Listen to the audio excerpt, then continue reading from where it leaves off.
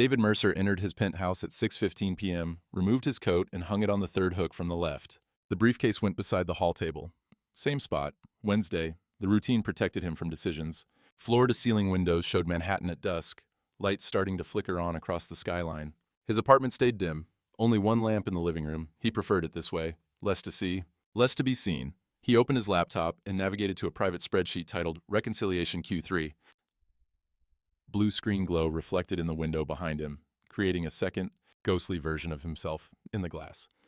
4.2M this quarter. Children's hospitals, 18 donations. Homeless shelters, 22. Legal aid clinics, 9. He scrolled slowly, checking each line item, calculating the percentage increase from Q2.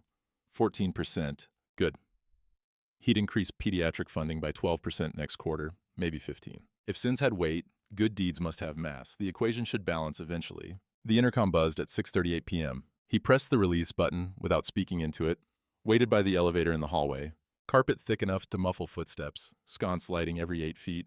The delivery person appeared, young man, early 20s, avoiding eye contact. "Have a good night," the young man said, extending the bag. David nodded, no words. He'd already tipped electronically. He took the bag and closed the door before the delivery person reached the elevator. In the kitchen, he unpacked the container onto a real plate. White ceramic, not paper, metal fork. He sat at the dining table positioned to face the window, not the television. The table seated 8. He always sat in the same chair. The other 7 chairs remained perfectly aligned, untouched. Sesame chicken, no vegetables, same order every Wednesday. He chewed 17 times per bite. Studies showed better digestion. Studies showed a lot of things. He wiped his mouth between every third bite, folded the napkin in half when finished. The meal took 18 minutes. When he removed the trash, he noticed handwriting on the paper bag. "Hope you're okay."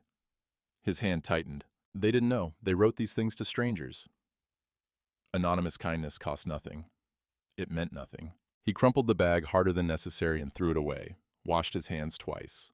The soap smelled like nothing.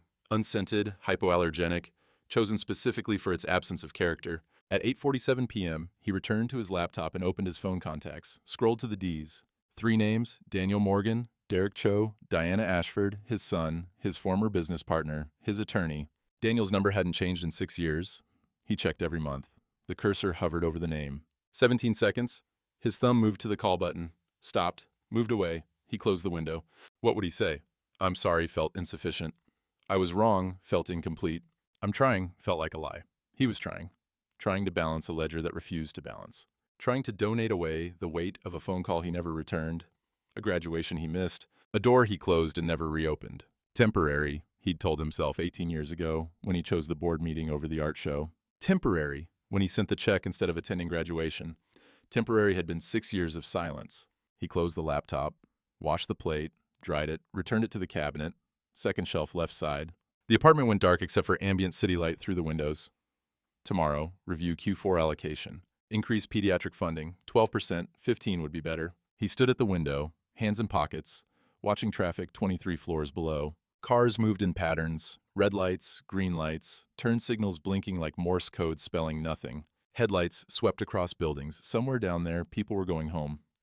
To someone. He'd stopped keeping track of people years ago. Only numbers stayed. The city hummed. His apartment stayed silent. This was Wednesday. Tomorrow would be Thursday. The pattern would repeat. It always did. He turned away from the window and walked to his bedroom. The bed was made with hospital corners, tight, perfect, untouched since the cleaning service left that morning. He didn't disturb the covers. Instead, he sat on the edge, shoes still on, and looked at his hands, his father's hands. The same long fingers, the same way of clasping them together when thinking. His father had died 10 years ago without saying much of anything. They'd shaken hands at the funeral. Professional, appropriate. David stood, removed his shoes, placed them in the closet, left shoe first, then right, toes facing out. He changed into sleep clothes, hung his suit on the valet stand. Everything in its place. He lay down in the dark and stared at the ceiling. Sleep would come eventually. It always did. Another day would follow, then another.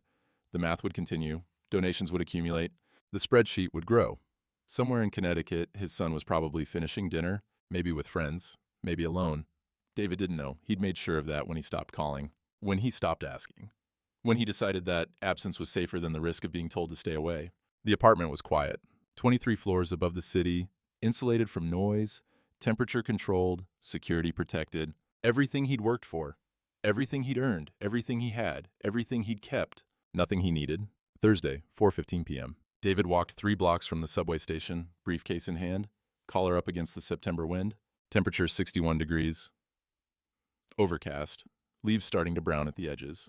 He approached Metropolitan General Hospital, the same one that received $340,000 in March for their pediatric wing. 3rd floor, 42 beds, he'd never been inside. He never entered the buildings he funded.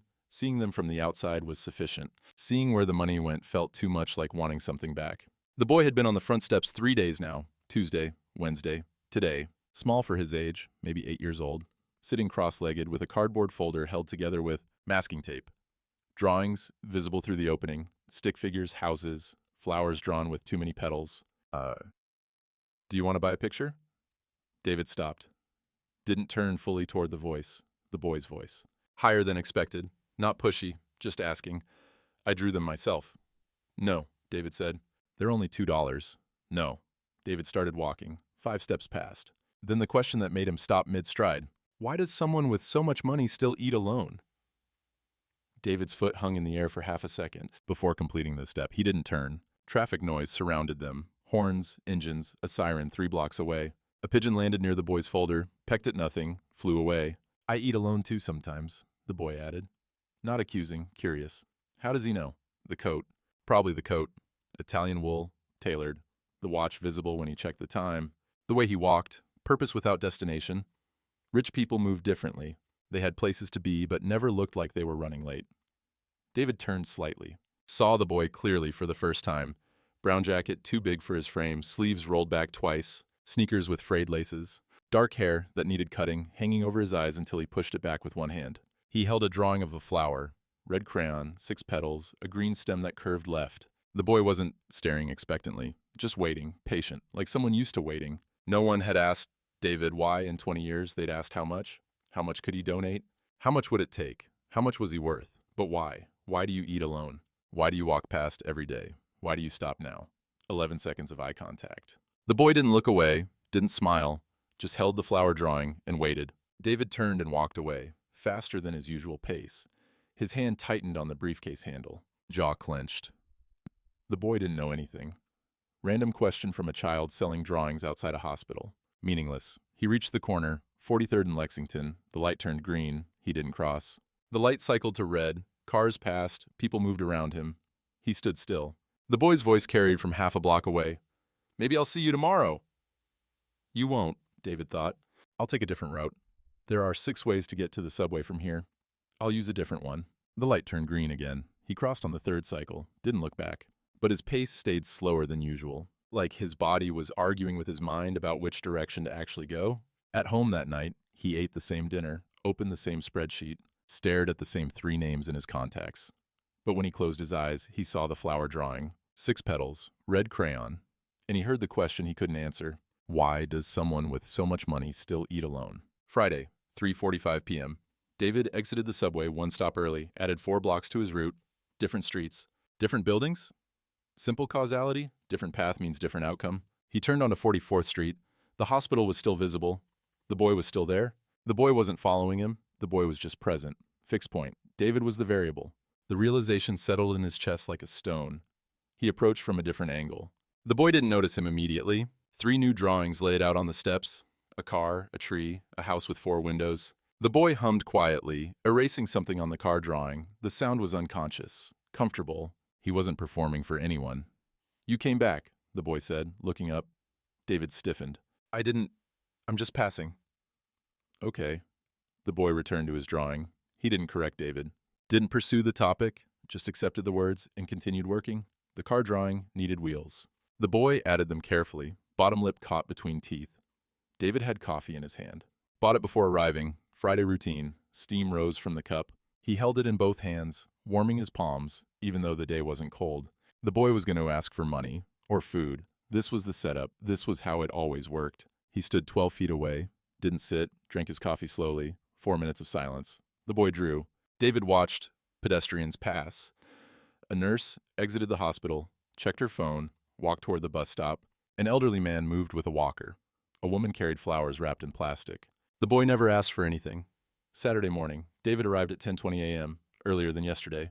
He'd told himself it was for different reasons. Needed to walk, get air, change his routine. The reasons didn't matter. His feet brought him here.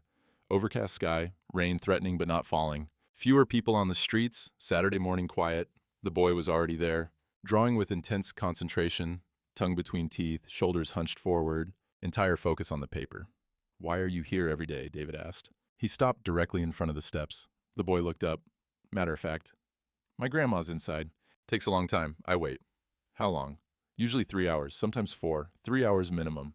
4 times a week. 12 hours of sitting on cold steps, waiting for an adult who was somewhere inside, dealing with something the boy wasn't old enough to understand or help with." The boy slid a drawing toward David. A bird, blue crayon, wings mid-flight. The paper was slightly damp from humidity, corners curled. "You can have it," the boy said. I made too many anyway." David's hand hovered over the drawing. 8 seconds. The paper sat between them. The boy had already started a new drawing. A sun this time, with straight lines radiating out like the sun was exploding. David walked away, didn't take it. 20 steps. He heard paper rustling behind him. Wind picking up, the drawing would blow away. Would end up in the gutter or stuck against a fence. If I take it, it means something. If I leave it, it means something else.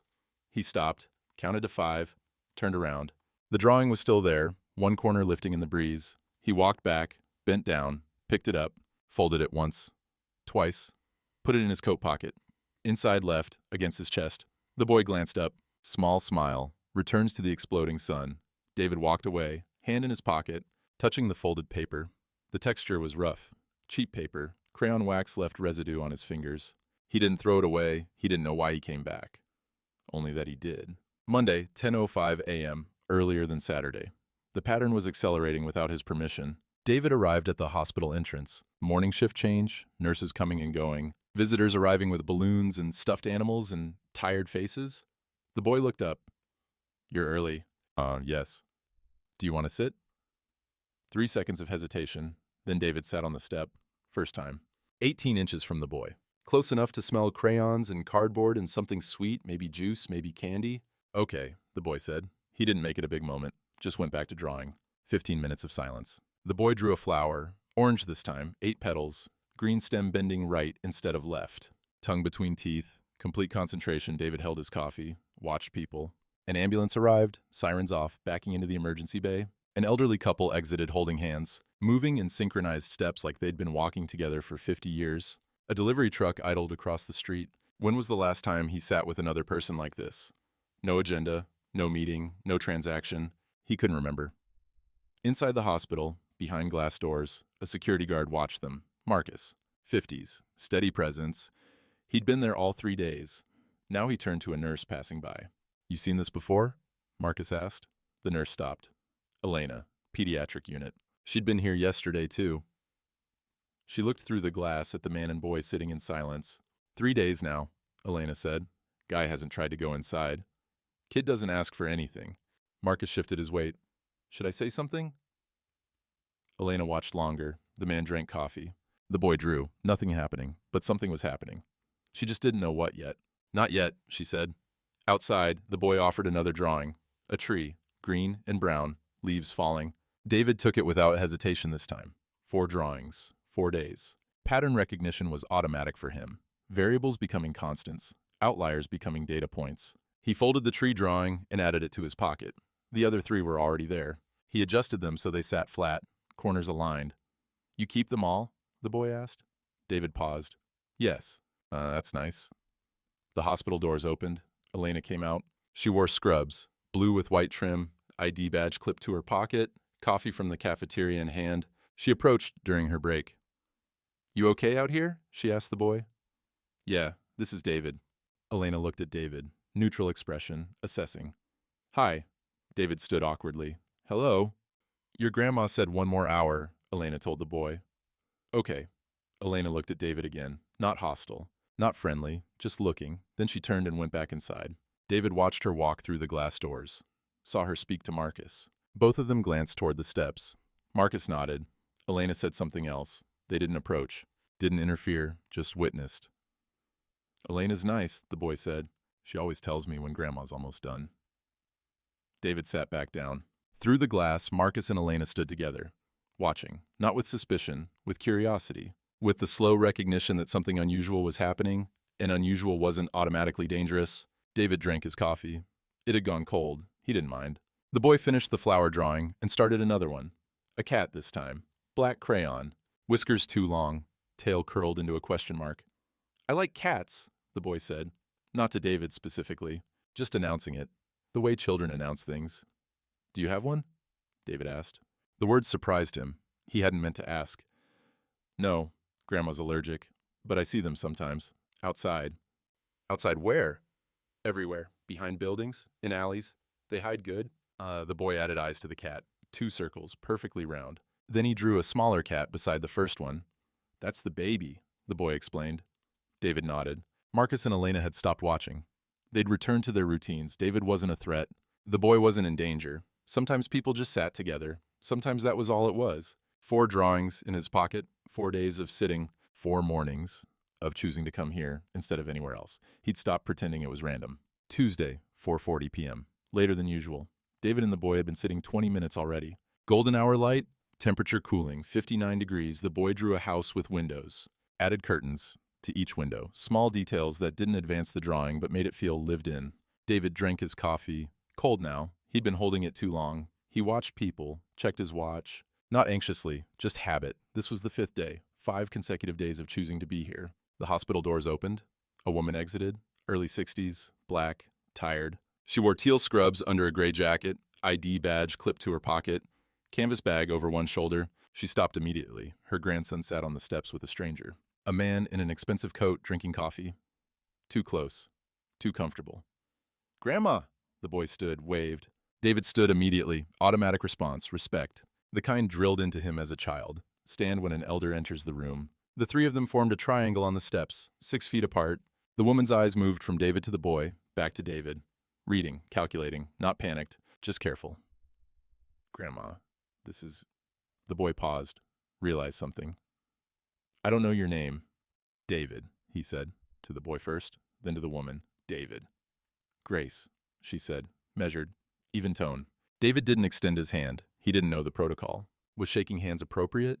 Too formal, not formal enough?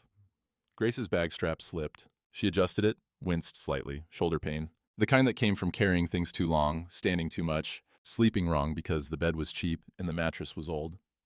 "Get your things," Grace said to the boy.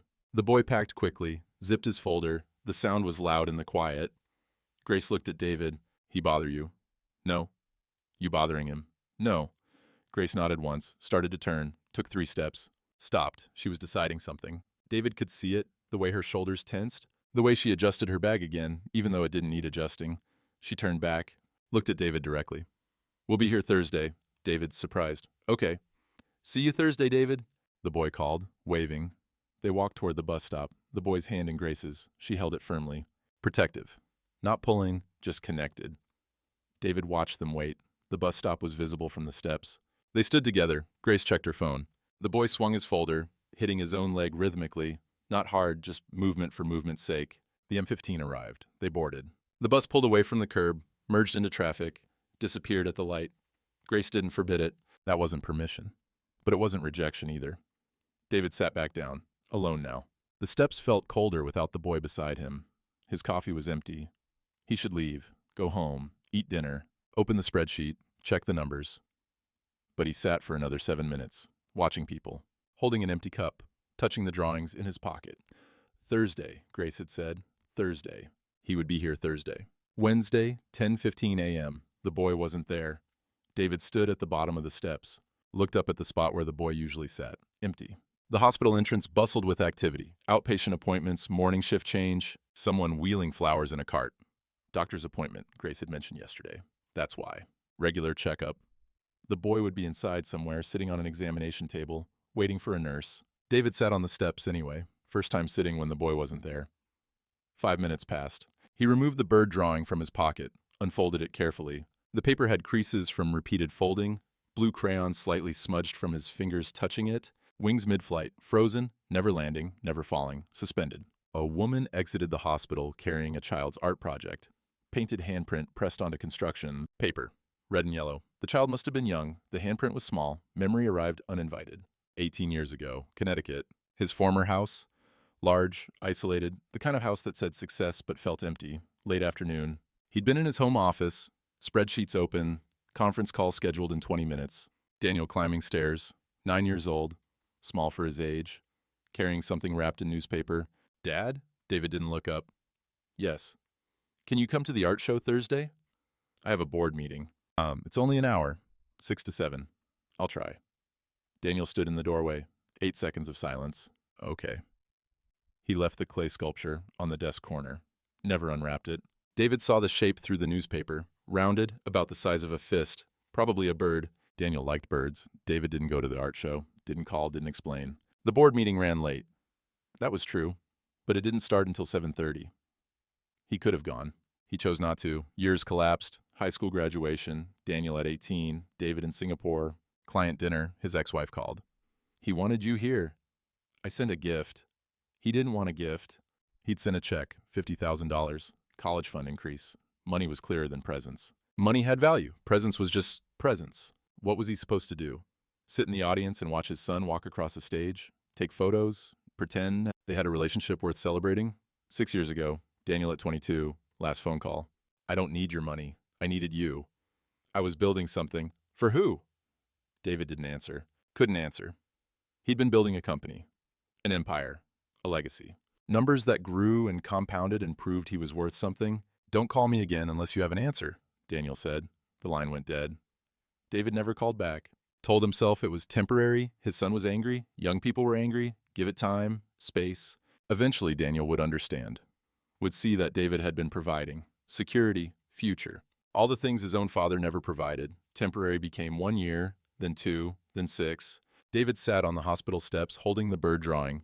28 minutes had passed. People moved around him. The city operated. Life continued. Footsteps on the sidewalk. Running. Small feet. You're still here! The boy appeared, breathless, backpack bouncing. His jacket was unzipped, hair messy. David folded the drawing quickly. Stood. Yes. I thought you might leave. No. The boy sat. Pulled out fresh paper. Started drawing immediately. A cat this time. Whiskers first, then the face around them. David sat beside him, hand in his pocket. Touching all 5 drawings now. The memory was still present, still heavy. But the boy was real. The steps were solid. The coffee he'd bought was warm in his hand. He'd stayed. That was different. That had to count for something. Thursday, 3:50 p.m. David and the boy had been sitting 30 minutes, but the boy was quieter than usual. 2 drawings started, both abandoned. More erasing than drawing. His pencil hovered over paper without landing. David noticed. He'd learned the boy's patterns. The humming when focused, the tongue between teeth when concentrating, the way his shoulders relaxed when a drawing was going well. Today, tension. Are you all right? David asked. The boy looked up, surprised by the question. Yeah. Silence for 12 seconds. The boy set his pencil down. Can I ask you something? David's posture stiffened. He knew a request was coming. This was always coming. He'd been waiting for it. Strangers didn't sit together for free. Everyone wanted something eventually. My grandma's hours got cut at work. I'm sorry. We might move. Closer to my aunt. She lives far. How far? 2 hours. Maybe I can't come here as much. The boy didn't look at David while speaking. He focused on his abandoned drawing. A house with 3 windows. Unfinished. An ambulance siren wailed 3 blocks away. A dog barked across the street. David's hand tightened on his knee. Do you... The boy's voice quieter now. Do you know anyone who needs drawings? I could sell more. Help Grandma? 8 seconds of silence. It's okay if you don't. David's hand moved toward his coat pocket, where his wallet was. $5,000 would fix this. $10,000 would be safer. A year of rent. Buffer for medical bills. He could write the check tonight. Anonymous donation. Mail it. No return address. His hand stopped. Returned to his lap. If I give money, this becomes a transaction. Another ledger entry. Another donation to balance against guilt I can't name. Another way to prove I'm good without actually being present. But a child is asking for help. A child sitting beside me for 5 days, offering drawings I didn't pay for, waiting in the cold, while his grandmother gets hours cut because the economy is cruel and healthcare doesn't pay and systems fail people who work themselves exhausted. And I'm saying no? 22 seconds of silence. The boy kept drawing, added a door to the house, a tree beside it. I can't help with that, David said. His voice strained. Wrong. The words felt wrong leaving his mouth. The boy looked up, confused but not hurt. Okay. I'm sorry. It's okay. I just thought maybe if I give you money, David interrupted, desperate to explain. This stops being real. The boy tilted his head. Real? How do you explain this to an 8-year-old? How do you say, I've spent 6 years trying to buy forgiveness from a son who doesn't want my money. I've donated millions to erase guilt that keeps growing. Every check I write proves I can solve problems without being present. And if I write you a check, this becomes another line in my spreadsheet, another transaction, another proof that I can fix everything except myself. Yes, David said. Real. The boy shrugged. Small smile. Okay. He went back to drawing. 7 minutes passed. The boy finished the tree. Added leaves, green crayon, small circles covering the branches. He hummed. The same unconscious hum from before, like nothing had changed. Why wasn't he angry? David just refused to help a child whose grandmother lost income. Refused to solve a problem he could solve by lifting one finger, writing one check, making one phone call. But the boy kept drawing, kept humming, kept sitting beside him. The boy finished the tree, slid the drawing toward David. You can have this one. You don't have to, I know. David's hand shook slightly as he took the drawing, folded it, added it to his pocket with the others. 6 now, 6 days. 6 rejections of the transactional world he'd built his life around. The hospital doors opened. Grace exited early. Her shift shortened. This confirmed the hours cut David had just refused to help with. She walked over, saw them sitting in tense silence, put her hand on the boy's shoulder. Thank you for sitting with him, she said to David. David couldn't speak. He shook his head. No. Don't thank me, I just said no. I just refuse to help when I have more money than I could spend in 10 lifetimes. Don't thank me. No, really, thank you. The boy waved. Bye, David. They walked toward the bus stop. Grace's hand on the boy's shoulder, the boy's backpack bouncing, their shapes getting smaller. David sat alone, drawing in hand, wallet in pocket, untouched. He didn't deserve gratitude, but he'd taken it anyway. Friday, 4:20 p.m. David and the boy sat on the steps. The temperature had dropped overnight, 52 degrees. Wind gusting. October settling in cold and gray. The boy pulled his jacket tighter. Hands tucked into sleeves, still drawing, but slower. His fingers must be cold. This was his last week. After Tuesday they moved. 2 hours away, checkups once a month. This was almost over. It's cold today, David said. The boy nodded. Yeah, Grandma said maybe it'll snow soon. In October? The boy shrugged. She's usually right. 25 minutes of sitting. The boy set down his crayon, rubbed his hands together. Do you want to come inside? He asked. The cafeteria's warmer. David froze. They have coffee and hot chocolate. 15 years. 15 years of funding hospitals and never entering one, never seeing where the money went. Never witnessing the fluorescent lights, or the smell of antiseptic, or the families waiting, or the children being pushed in wheelchairs or any of it. Just numbers on a spreadsheet. Clean, distant, safe. You don't have to, the boy said. Just thought. He trailed off. What was David afraid of? Seeing suffering? Seeing his donations as insufficient? Seeing that money couldn't fix what was actually broken? Or seeing that the buildings kept running with or without him? That his contributions were drops in an ocean? That he was never as necessary as he needed to be? David stood, nodded once. They walked toward the entrance. Automatic doors slid open. Institutional smell hit immediately. Antiseptic, floor cleaner, something cooking in the cafeteria. The boy walked confidently. Familiar territory. David followed. Elevator. The boy pressed B for basement. Muzak played. Fluorescent lights hummed. Posted signs. Visiting hours. Hand sanitizer. Patient rights. The cafeteria was half full. 4:45 p.m. Post-lunch, pre-dinner, round tables, plastic chairs. Vending machines, humming. TV on mute showing news. The boy got hot chocolate from the dispenser. David got coffee. Paid cash, not card. Anonymous habit. They sat at a small table near the window overlooking the parking lot. 2 minutes of silence. The boy blew on his hot chocolate, took careful sips. David drank his coffee. Too hot. He set it down. The boy pulled out fresh paper, started drawing. Even here. Always drawing. Background noise. Staff on break. Someone's phone ringing. The coffee machine gurgling. David watched. Families at other tables. A woman crying quietly in the corner. A man reading a newspaper. A child in a wheelchair, being pushed by a parent, both of them smiling at something. This is where the money goes. Not to a building, to these people. Why did you keep coming back? The boy asked. 13 seconds. David looked out the window instead of at the boy. Cars in the parking lot. Trees with leaves falling. Sky gray and heavy. I don't know, David said. The boy accepted this. Okay. Silence. I'm glad you did. David's throat tightened. He couldn't speak, just nodded. They sat. The boy drew. David drank coffee that was still too hot.